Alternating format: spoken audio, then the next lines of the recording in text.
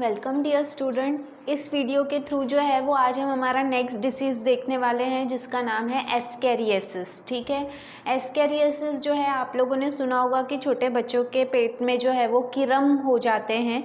ठीक है, तो ये जो है वो यही डिसीज़ है एस्केरियासिस, जिसमें जो है वो ये एक राउंड वर्म है जो आपके डाइजेस्टिव ट्रैक, जिसे हम गैस्ट्रोइंटेस्टिनल ट्रैक कहते हैं, इसमें इन्फेक्शन क्रिएट करता है। ठीक है, तो एस्केरियासिस जो है ये इन्फेक्शियस ह्यूमन इंटेस्टिनल ट्रैक का डिसीज़ है। ठीक है, caused by a round worm, और उस राउंड वर्म का साइंटिफिक नेम है एस्केरियासिस ल्यूम्ब्रिकॉइड। ठीक है, एस्केरियासिस ल्यूम्ब्रिकॉइड ये उसका कॉजेटिव एजेंट है जो ये डिसीज़ कॉज करता है। ये एक प्रकार का एंडोपैरासाइट है। एंडोपैरासाइट मतलब ये आपके बॉडी के अंदर रहता है, स्पेशली इंटेस्टाइन में रहता है। ठीक है, जो एक राउंड वर्म है या फिर हम उसे एक निमेटोड भी कह सकते हैं। ठीक है, देन साइंस एंड सिम्टम्स। अगर आपको ये डिसीज़ हुआ है, आप इस इन्फेक्शन से जो है वो गुजर रहे हैं, तो आपको क्या क्या सिम्टम्स नज़र आएंगे। सबसे पहले गैस्ट्रोइंटेस्टिनल डिस्कम्फर्ट, मतलब आपके जो है वो पेट में गड़बड़ रहेगी, आपका पेट खराब रहेगा, आपका जो डाइजेस्टिव ट्रैक है उसमें आपको दर्द महसूस हो सकता है। ठीक है, then accompanied with vomiting and fever, आपको बुखार आएगा और आपको उल्टियाँ भी होंगी। ठीक है, then presence of live worm in faecal matter, जो भी आपका वेस्ट प्रोडक्ट रहेगा उसमें आप जो है वो वर्म्स भी देख सकते हो, उसमें वो वर्म्स जो हैं वो प्रेजेंट रहेंगे। ठीक है, then pulmonary disorder occurs in some patient, कुछ पेशेंट में जो है वो पल्मोनरी डिसऑर्डर कैसे होता है, क्योंकि ये जो भी वर्म्स हैं ये क्या करते हैं, डाइजेस्टिव ट्रैक जो है हमारा, जो इंटेस्टाइन है, वहाँ पर जाकर ये सबसे लास्ट में बैठ जाते हैं। लेकिन उसके पहले वो जो है वो हमारे ब्लड के थ्रू, हमारे जो है वो सर्कुलेटरी सिस्टम के थ्रू छोटे छोटे जो वर्म्स होते हैं जो अंडे में से निकलते हैं, वो जो है वो आपके सर्कुलेटरी सिस्टम के थ्रू आपके पूरे बॉडी में घूम रहे होते हैं। ठीक है, और जब ये वर्म्स छोटे होते हैं तो ये बहुत ज़्यादा नंबर्स में होते हैं। ठीक है, तो ये बहुत सारे जो वर्म्स हैं ये आपके जो ट्रैक है, कौन सा, वेसल्स हैं, जो भी आपके ब्लड वेसल्स हैं, उनमें जाकर ये ब्लॉकेज तैयार कर सकते हैं, वहाँ पर जाकर ये फंस जाते हैं, उनका पूरा गुच्छा फंस जाता है, जिसकी वजह से जो है वो पल्मोनरी डिसऑर्डर भी किसी किसी पेशेंट में आपको देखने मिलेगा। इसके अलावा निम्नोटिस कहा गया है इसे। निम्नोटिस मतलब आपका जो लंग्स है, लंग्स में जो एल्वियोलर वॉल्स होते हैं, एल्वियोलाई जो है ये क्या है, they are the balloon like structures जो आपके लंग्स में होते हैं। जब हम सांस लेते हैं तो वो फूलते हैं, और जब हम सांस बाहर रिलीज़ करते हैं तो वो सिकुड़ जाते हैं। तो ये जो भी इसके वॉल्स होते हैं इनमें आपको जो है वो जलन हो सकती है। इसका मतलब आपका लंग जो है उसमें इन्फ्लेमेशन का जो है वो आपको जो सिम्टम्स हैं या साइन है वो आपको दिख सकता है इन दिस पर्टिकुलर डिसऑर्डर। ठीक है, तो आपके लंग्स में भी आपको प्रॉब्लम जो है वो महसूस होगी। Then loss of appetite and weight loss, आपका जो खाने का जो डाइट है, जो आपका रोज़ का जो डाइट है वो कम हो जाएगा, वो उसमें गिरावट आ सकती है और उसकी वजह से आपका वज़न भी कम हो सकता है। ठीक है, देन इओसिनोफीलिया जो है ये इओसिन्स होते हैं,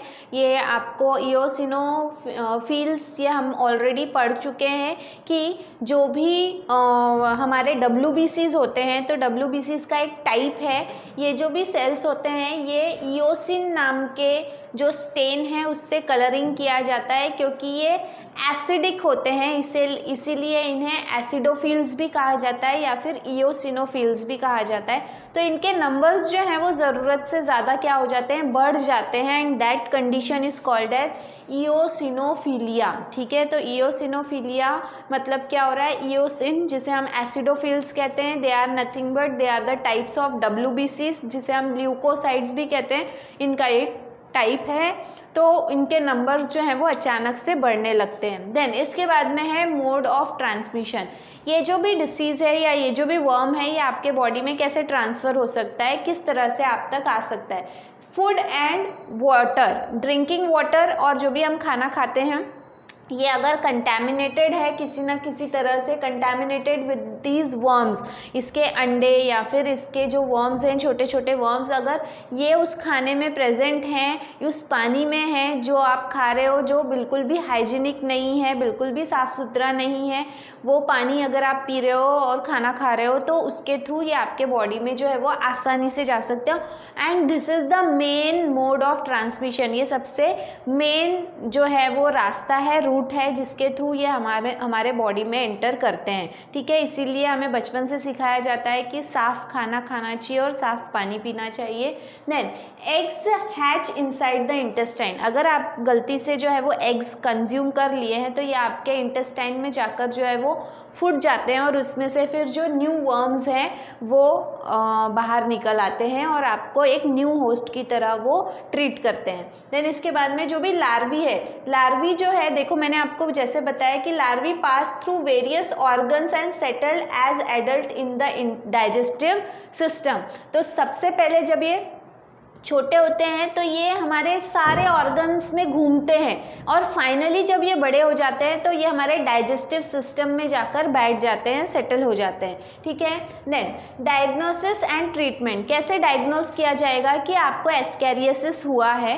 तो यहाँ पर सबसे पहले जो आपका स्टूल होता है, स्टूल मतलब आपका जो वेस्ट प्रोडक्ट होता है, उसका माइक्रोस्कोपिक एग्जामिनेशन, वो उसका सैंपल आपको लैब में देना पड़ेगा, पैथोलॉजी लैब में, और फिर उसका जो है वो एग्जामिनेशन होता है और उससे फिर पता चलता है कि आपके जो वेस्ट प्रोडक्ट है उसमें ये वर्म्स या फिर उसके एग्स पाए जाते हैं या नहीं। अगर वो हैं तो इसका मतलब you are suffering from ascariasis. Then इसके बाद में एंटी हेलमिंथिक, इसका ट्रीटमेंट क्या है? तो एंटी हेलमिंथिक जो मेडिसिन्स हैं, ड्रग मतलब मेडिसिन, तो ये दी जाती है। इसके कई सारे नाम हैं, जैसे कि पेपरजाइन, इसके बाद में मेबेंडाजोले, देन इसके बाद में है लेवेमेजोल एंड पायरेंटेल, ये सभी जो हैं। इसके अलावा एल्बेंडाजोले, ये भी एक मेडिसिन है जो दी जाती है। अगर आपको पता होगा तो जो छोटे बच्चे हैं उन्हें पर्टिकुलर टाइम पीरियड के बाद में जो है वो ये दवा देना पड़ता है ताकि उनके पेट में जो है वो इस तरह के वर्म्स ना हो। ठीक है, तो अगर जो बच्चा बार बार शिकायत कर रहा है कि मुझे पेट दर्द हो रहा है या उसको जो है वो डाइजेस्टिव ट्रैक्ट में कुछ प्रॉब्लम है, तो इस तरह का प्रॉब्लम उसको हो सकता है। ठीक है, देन इसके बाद में ये सभी जो हैं, all these are the medicine against ascariasis lumbricoides, इस डिसीज़ से बचने के लिए सारे जो मेडिसिन हैं वो हैं। देन प्रिवेंशन एंड कंट्रोल, कैसे इससे अपने आप को बचाया जा सकता है, कैसे हम इसे प्रिवेंट कर सकते हैं। सबसे पहले avoiding defecation in open space prevents the spread of ascariasis. जैसे जो है वो आपको पता होगा कि जो हमारे पीएम हैं सर मोदी, ठीक है, तो नरेंद्र मोदी जो हैं, इन्होंने एक मुहिम अभी शुरू की थी, स्वच्छता अभियान। उसके अंतर्गत जो है वो उन्होंने कहा है कि हर किसी के घर में टॉयलेट होना ज़रूरी है। ठीक है, तो वो टॉयलेट होना इसीलिए ज़रूरी है क्योंकि इस तरह के जो रोग हैं, वो जो भी पर्सन है जो बाहर में जो है वो अपना वेस्ट प्रोडक्ट रिलीज़ करते हैं, तो उसके थ्रू ये जो है वो डिसीज़ ज़्यादा से ज़्यादा फैल सकता है। यही कारण है कि बाहर में खुले में जो है वो इस तरह की एक्टिविटीज़ अवॉइड करनी चाहिए, क्योंकि इसकी वजह से ये डिसीजेज़ जो है वो फैल सकते हैं। ठीक है, देन इसके बाद में next is personal hygienic habit. आपको पर्सनल हाइजीनिक हैबिट, हमारी बहुत सारी हैबिट्स हैं जो ऐसी होनी चाहिए जो हाइजीनिक हो, जो साफ़ सुथरी हो। जैसे कि जब भी हम टॉयलेट यूज़ करें तो हर बार जो है वो हाथ पानी और साबुन दोनों से धोने चाहिए। थोरोली मतलब अच्छे से धोने चाहिए। ठीक है, तो ये एक इम्पॉर्टेंट पॉइंट है। इसके बाद में जो खाना बनाने के लिए जो वेजिटेबल्स हम इस्तेमाल करते हैं, वो वेजिटेबल्स भी अच्छे से धोने चाहिए और उसके बाद में ही उसे साफ़ तरीके से पकाने चाहिए, जिसके थ्रू जो है वो हम ये एस्कैरियोसिस डिसीज़ से अपने आप को बचा सकते हैं। So all these are the preventive measures and control measures of ascariasis. इसके अलावा जो है इसका लाइफ साइकिल यहाँ पे दिया हुआ है। लाइफ साइकिल में देखो, हम किसी भी तरीके से यहाँ से स्टार्ट हो रहा है, सॉलोइंग बाय मैन, अगर हम खाने के माध्यम से या पानी के माध्यम से इन वर्म्स के किसी भी स्टेज को अगर हम निगल जाते हैं तो उसके बाद में ये हमारे फाइनली कहाँ जाकर सेटल होगा, हमारे इंटेस्टाइन में। इंटेस्टाइन के बाद में ये हमारे ब्लड में ऐड होगा, ब्लड के थ्रू ये हमारे हार्ट में जाएगा, क्योंकि हमें पता है कि ब्लड जो है चाहे वो प्योर ब्लड हो या इम्प्योर ब्लड हो वो पहले हार्ट में जाता है और उसके बाद में ही वो बाहर पंप होता है। हार्ट से जो है वो लंग्स में जाएंगे, ठीक है, इसीलिए जो है वो लंग्स में भी इन्फेक्शन क्रिएट कर सकते हैं।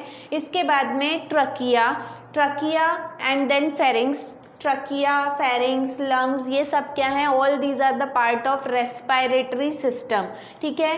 फेरिंग्स और ट्रकिया मतलब है हमारा विंड पाइप, ठीक है, जहाँ से हम सांस लेते हैं, क्योंकि लंग्स में गया है तो वो पाइप में भी ऐड होगा। उसके बाद में वो फेरिंग्स आएंगे। फेरिंग्स क्या है, फेरिंग्स जो है जहाँ वो हिस्सा है, वो क्रॉस पॉइंट है, जहाँ पर वो जंक्शन है जहाँ पर आपका फूड पाइप और विंड पाइप मिलते हैं आपस में, ठीक है। तो जब ये फेरिंग्स में आएगा तो आसानी से ये विंड पाइप से किस में ऐड हो जाएगा, आपके फूड पाइप में, which is called as oesophagus, ठीक है। ईसोफेगस के माध्यम से फिर से ये आपके फूड पाइप के थ्रू आपके माउथ में आएगा और फिर जब आप जो है वो जब उसे वापस से सॉलो करोगे तो ये वापस से आपके पेट में जाकर कहाँ चला जाएगा, इंटेस्टाइन। इंटेस्टाइन में मेल और फीमेल वर्म जो है, इनका हम बोल सकते हैं कि मेल और फीमेल वर्म का जो है वो कॉम्बिनेशन होगा, वहाँ पर उसका रिप्रोडक्शन होगा और वो जब एडल्ट रहेंगे, ठीक है, तो वो एडल्ट फिर से एग देंगे, अंडे देंगे। अंडे जो हैं वो क्या होंगे, फर्टिलाइज होंगे, ठीक है, और वो फर्टिलाइज्ड एग जो है वो आपके वेस्ट प्रोडक्ट के थ्रू बॉडी से बाहर रिलीज होंगे, जिसके मदद से वो दूसरी जगह भी इन्फेक्शन क्रिएट कर सकते हैं। उसके बाद में जैसे ही अगर जो है कहा जा रहा है कि बाहर जो है वो इस तरह की एक्टिविटी नहीं करनी चाहिए, खुले में जो है वो आप जाकर आपका वेस्ट प्रोडक्ट रिलीज़ ना करो, एक्सक्रीटा रिलीज़ ना करो, लेकिन अगर ऐसा करते हैं तो सॉइल में वो एग्स ऐड हो जाएंगे। एग्स के अंदर जो है फिर ये इन्फेक्टिव वर्म्स जो हैं वो तैयार होने लगेंगे और फिर ये जो भी इन्फेक्टेड सॉइल है इसमें अगर वेजिटेबल्स ग्रो किए हुए हैं या यहाँ से जुड़ा हुआ, इस धूल मिट्टी से जुड़ा हुआ अगर आप कोई भी खाना खाते हो, कंटेमिनेटेड फूड अगर आप खाते हो, तो वापस से ये वर्म्स जो हैं वो आपके पेट में चले जाएंगे बाय मीन्स ऑफ फूड और वाटर, पानी के माध्यम से या खाने के माध्यम से ये वापस से आपके पेट में चले जाएंगे। इस तरह से ये साइकिल जो है ये चलते रहता है और एस्केरियासिस जो है ये डिसीज़ हमें होते रहता है, ठीक है। लेकिन अगर हमें इससे बचना है तो हमें हाइजीनिक हैबिट्स जो है वो मेंटेन करनी पड़ेगी। हाइजीनिक हैबिट्स अगर हम मेंटेन नहीं करेंगे और ये सारे प्रिवेंटिव मेजर्स अगर हम फॉलो नहीं करेंगे, so it is a disease which can cause to your younger ones, आपके घर में जो छोटे लोग हैं, छोटे बच्चे हैं, इसीलिए कहा जाता है कि धूल मिट्टी से भरे हुए हाथ, क्योंकि जनरली बच्चे जो हैं उन्हें समझता नहीं है और वो अपने हाथ जो है वो गंदे होते हैं और उसी से वो खाना खाने लगते हैं, पानी पीने लगते हैं। तो इस तरह की एक्टिविटीज़ जो है वो ना हो, इसीलिए हमें ध्यान रखना होता है कि वो खाना खाने से पहले जो है वो अच्छे से हाथ धोए और टॉयलेट यूज़ करने के बाद में भी अच्छे से हाथ धोए with the help of soap, ठीक है, साबुन की मदद से वो हाथ धोए। सो इस तरह से एस्केरियासिस के बारे में आज हमने देखा। इसके बाद में जो है वो हम हमारे नेक्स्ट वीडियो में हमारा नेक्स्ट डिसीज़ देखेंगे जो है फाइलेरियासिस, ठीक है, उसके बारे में हम हमारे नेक्स्ट वीडियो में डिस्कस करेंगे। तब तक के लिए थैंक यू।